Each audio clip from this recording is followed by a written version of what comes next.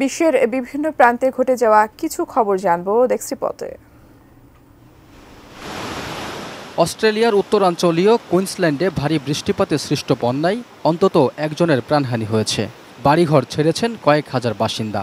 আকস্মিক এই বন্যাকে বিপজ্জনক ও প্রাণঘাতী হিসেবে উল্লেখ করেছে কর্তৃপক্ষ। গত ২৪ ঘন্টায় নর্থ কুইন্সল্যান্ডের কিছু এলাকায় ৭০০ মিলিমিটার পর্যন্ত বৃষ্টিপাত হয়েছে বলে জানান রাজ্যের প্রধানমন্ত্রী David ক্রিসাফোলি। This is a significant and protracted weather event that we're seeing, with record-breaking rainfall in many locations. মাইক্রোসফটের সহপ্রতিষ্ঠাতা ও বিশিষ্ট মার্কিন ব্যবসায়ী বিল গেটস বিবিসিকে দেয়া এক সাক্ষাৎকারে বলেন, বিশ্বব্যাপী প্রতিরোধযোগ্য ব্যাধি ও দারিদ্র্য বিমোচনের লড়াইয়ে তার দাতব্য ফাউন্ডেশন $100 বিলিয়ন বেশি অর্থ দিয়েছে।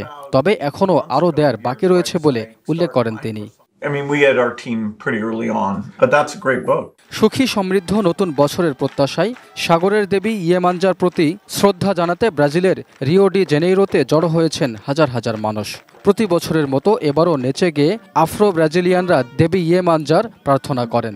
এ উপলক্ষে শহরের সমুদ্র সৈকতে বিশেষ আয়োজন করা হয়। দেবী ইয়েমাঞ্জার আদলে সাদা পোশাক পরে ভিড় জমান ভক্তরা।